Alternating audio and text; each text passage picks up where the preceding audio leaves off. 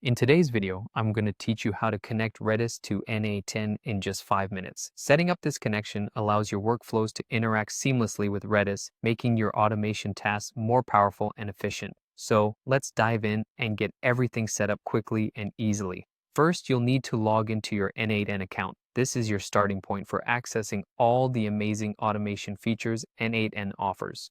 Make sure you have your login details ready and navigate to the login page. Once you're in, you'll see the N8n dashboard where you can create and manage all your workflows. Next, on this dashboard, find the option that says Create Workflow and go ahead and click on it. This action brings you to a new canvas where you can start building a workflow from scratch. It's here that we'll be creating the integration with Redis. On your blank workflow canvas, you'll want to add a trigger node first. This node acts as the starting point for your workflow. It tells N8n when to initiate actions in your workflow. You can choose triggers based on your specific needs, such as a webhook trigger, schedule, or any other event that N8n supports. With the trigger node set, the next step is to add a Redis node into your workflow. This is where the actual connection to Redis takes place, letting you read from or write data to your Redis database within the N8n environment. So find and add the Redis node to your workflow canvas. After placing the Redis node, you will need to select the trigger you set up earlier. This step ensures that the Redis node reacts correctly to the event you've chosen. It might seem like a small detail, but it's crucial for the proper functioning of your workflow.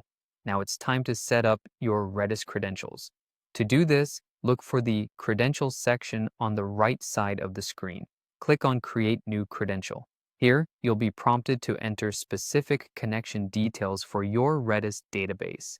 You'll need your host, port, and password. If your workflow requires it, you may also need to select the appropriate database number. Once you've entered all the necessary information, go ahead and save your new credentials. You're almost there. Just one more step to complete the setup. To do this, remember to save and activate the workflow. This final action ensures N8n is fully connected to Redis and ready to read and write data automatically.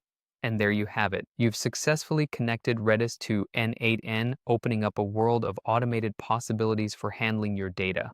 Whether you're new to N8n or an experienced user, this integration adds valuable functionality to your workflows. We hope you found this guide easy to follow. If you did, don't forget to like and subscribe for more quick and helpful tutorials like this one. Happy automating!